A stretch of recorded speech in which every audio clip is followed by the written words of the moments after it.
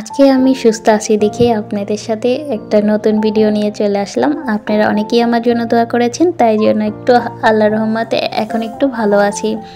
যাই হোক, একটু সুস্থ হয়েছি, তার জন্য আপনাদের সাথে নতুন একটা ভিডিও নিয়ে চলে আসলাম। আশা করছি আজকের ভিডিওটা খুব ভালো লাগবে। হ্যালো এভরিওয়ান, আসসালামু আলাইকুম। সবাই কেমন আছেন? আশা করি অনেক অনেক ভালো আছেন। আল্লাহর অশেষ রহমতে আমিও আপনাদের দোয়া ভালো আছি। তাই আজকে চলে আসলাম এই নতুন একটা ভিডিও নিয়ে। আর আজকের ভিডিওটা প্লিজ কেউ স্কিপ করবেন না, স্কিপ করে দেখার কোনো প্রয়োজন নাই। পুরো ভিডিওটা হয়তো দেখেন, না হয়তো বের হয়ে যান, সমস্যা নাই। তো আজকে একটা কথা বলি, কেউ কিছু মাইন্ড করেন না। অনেকে আছে যে একটা শুধুমাত্র কমেন্ট করে বের হয়ে যান। কেন বের হয়ে যান? আমরা তো একটা ভিডিও করি খুব কষ্ট করে, শুধুমাত্র একটা কমেন্ট করে বের হয়ে যান, ভিডিওটা দেখেন না। তো যদি আপনার ভালো না লাগে, দেখার কোনো প্রয়োজন নাই, সমস্যা নাই, কিন্তু একটা কমেন্ট করার প্রয়োজন নাই। আর যারা পুরো ভিডিওটা দেখেন বা 2 মিনিট 3 মিনিট যাই দেখেন না কেন, তো তাদেরকে আমি বলবো অনেক অনেক ধন্যবাদ আপনাদের এই সুন্দর কমেন্ট করার জন্য। তো অবশ্যই কমেন্টের পাশাপাশি সবাই একটা করে লাইক দিয়ে নেবেন। তো লাইক দিয়ে প্রথমে অনেকে কমেন্ট করে, তো কমেন্ট করার পর আর লাইক দেয় না, হয়তো ভুলে যায় সবাই। তো অবশ্যই যারা আমাকে কমেন্ট করেন তারা অবশ্যই প্রথমে একটা লাইক দিয়ে দিবেন, তারপরে আপনাদের সুন্দর মতামতটা জানিয়ে যাবেন ভিডিওতে। তো আমার পক্ষ থেকে সবাইকে অসংখ্য ভালোবাসা। যে হোক, আপনারা যতটুকুই আমার ভিডিও দেখেন ততটুকুই ধন্যবাদ, অসংখ্য ধন্যবাদ। যাই হোক, আপনারা সমস্যা নেই, আপনারা যেরকম ভালোবাসা দিবেন আমি সেই রকমই ভালোবাসা আপনাদের নিব, সমস্যা নেই। আর আমার যদি কথায় কোনো কেউ কষ্ট পেয়ে থাকেন তাহলে অবশ্যই ক্ষমা দৃষ্টিতে দেখবেন। আজকে আমার বারান্দাতে রান্না করব, আর সেটা আপনাদের সাথে শেয়ার করব না, তাই কি হয়। তো আজকেই তো আমি ডাল বসিয়ে দিয়েছি এখানে, আর মাছ নিয়ে নিয়েছি, পুঁই শাক নিয়ে নিয়েছি। তো এইগুলো এখন আমি কেটে নিব। তো এই তো তেলাপিয়া মাছ কাটছি, আর তেলাপিয়া মাছ কাটতে গিয়ে কি একটা অবস্থা জানেন, ভুলে গেছি মাছ কাটাটা, মানে কিভাবে মাছ কাটবো সেটা ভুলে গেছি। আর আমার এই শখ, এত মাছ কাটি সেইগুলি ভুলি না, অথচ এই তেলাপিয়া মাছটা কাটতে গেলে না আমি ভুলে যাই। কেন জানি না, এত সহজ মাছটা আমি কেন বারবার ভুলে যাই। মানে আমার মাছটা কাটতে গেলে ভুল হয়ে যায়। এই তেলাপিয়া মাছটা মানে কিভাবে কাটবো, মানে এতটা পরিমাণ মাথার ভিতরে চাপ আসে পড়ে, মনে হয় যে আমি মাছ কখনো কাটিই নাই, কিন্তু অথচ আমি এই মাছগুলো অনেকবার কেটেছি, কিন্তু কাটতে গেলে ভুলে যাই। যাই হোক, তারপর এখানে কষ্ট করে মাছটা কেটে নিলাম। খুবই কষ্ট হয়েছে মাছটা কাটতে। আর মাছ কাটতে গিয়ে মাছের তেলা বেঁকা করে মাছ কেটে নিয়েছি। যাই হোক, আপনারা কিছু মনে করেন না, আমি এই তেলাপিয়া মাছটা কাটতে পারি না তেমন ভালো করে। তাছাড়াও আমি অনেক মাছ কাটতে পারি, এছাড়া আমার কোনো কাজই কেউ খুদ ধরতে পারবে না। এক কথায় আমি সব কাজই কাজগুলি পারি, কিন্তু এই মাছটা কাটতে গেলে কেন জানি ভুলে যায় আর কি। যাই হোক, আগে এরকম কখনই হয় নাই, এখন কেন জানি না ভুলেন না একটা রোগ হয়ে গেছে। আর এই মাছটা কিন্তু মোটামুটি ভালো বড় ছিল। তো তারপরে আমি এই মাছটাকে 4 পিস করে নিয়েছি। আর আমার ছোট ছোট করতে ভালো লাগছিল না, তো আমি ভাবলাম যে আজকে যেহেতু আমরা দুইজনই খাই, আমার বাচ্চা খায় না, তার জন্য আমরা ভাবলাম যে 4 পিস করি, আমাদের 2 বেলা হয়ে যাবে, দুপুর আর রাত্রে। তার জন্য 4 পিস করে নিলাম। আর এখানে আমার ডাল সিদ্ধ হচ্ছে, আর ডালটা সিদ্ধ হলে আমি পুঁই শাক দিয়ে রান্না করে নিব। আচ্ছা বলেন তো, আপনারা পুঁই শাক দিয়ে ডাল রান্না কে কে খেয়েছেন আর কে কে খান নাই? যারা অবশ্যই আমার ভিডিওটা এতক্ষণ পর্যন্ত দেখছেন তাদেরকে অসংখ্য ধন্যবাদ। তারা অবশ্যই জানাবেন কে কে পুঁই শাক দিয়ে ডাল রান্না খেয়েছেন। আমি কিন্তু খাইনি আগে, আমি আগে কখনই খাইনি। আমার বিয়ের আগে আমাদের বাসায় এরকম রান্না হতো না, এইরকম রান্না পুঁই শাক দিয়ে ডাল রান্না। তো বিয়ের পর অনেক কিছুই খাওয়া শিখেছি, বিয়ের আগে অনেক বেছে বেছে খাইতাম, যেটা সত্যি কথা। বাবা মার হোটেলে ছিলাম তাই বলে অনেক মর্জি করতাম, এটা খাবো না ওইটা খাইবো, ওইটা খাইবো না এটা খাইবো। যাই হোক, আমি কখনই মাছ খাইতাম না, মাছ আমার কাছে ভালো লাগতো না। তো আমি বেশিরভাগ মাংস খেতাম, বিয়ের আগে মাংসটাই ভালো লাগতো, মাছ খেতে পারতাম না। মাছ খেতে গেলে কাটা গলা আটকে যেত। যাই হোক, মাছটা বেশি খেতে পারি না এখনও। অনেক সময় গুঁড়া মাছ দেখলে আমার কান্না আসে। যাই হোক, আপনাদের সাথে একটা কথা শেয়ার করি, কিছু মনে করেন না।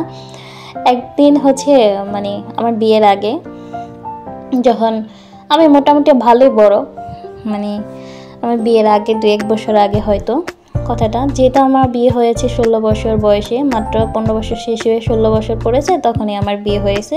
যাই হোক 13-14 বছর বয়সে আর কি ঘটনাটা আর কি বলতেছি। তখন হচ্ছে আমি একদিন ভাত খাইতে বইয়া কান্না করতেছি। মানে হচ্ছে কি মাছ রান্না করছে বাসায়, মুরগি রান্না করে নাই। আমি গরুর মাংস খাইতে পারি না, যার কারণে হচ্ছে আমি মুরগির গোস্তটাই খাই, মানে পছন্দ করতাম বিয়ের আগে আর কি, মাছ পছন্দ করতাম না।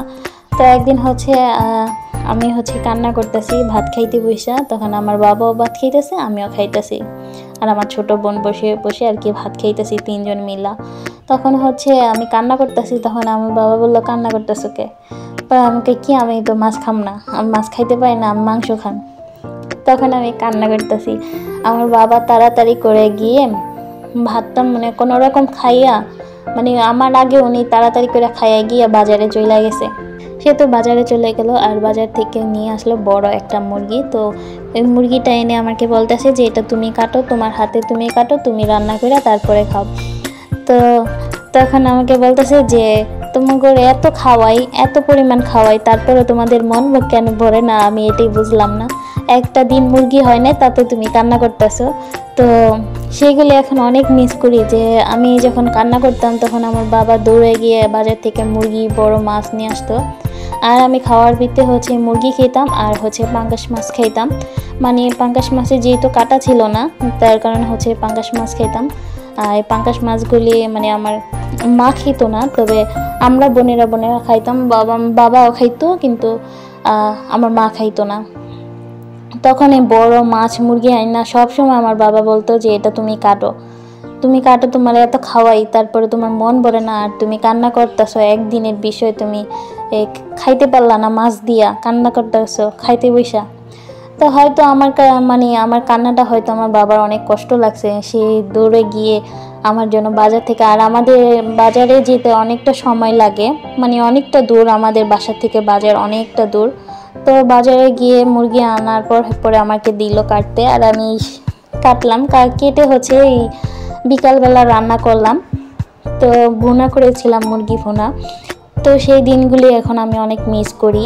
মানে আমি এখন যেটা খেতে চাই, হয়তো সেটা মন চায়, এটা খেতে পারি না, হয়তো অনেক সময় হাজব্যান্ডকে বলি, অনেক সময় বলি না, আর অনেক সময় বলতে ইচ্ছে করলেও বলি না। মানে কি বলবো, মানে এখন তো মানে অনেক কিছু মেনেই চলতে হয়। তো যাই হোক, আপনারা বুঝে নিন। তো অনেক কিছুই মানে ইচ্ছে করলে খাওয়া যায় না, অনেক কিছু খেতে ইচ্ছে করলেও করা যায় না।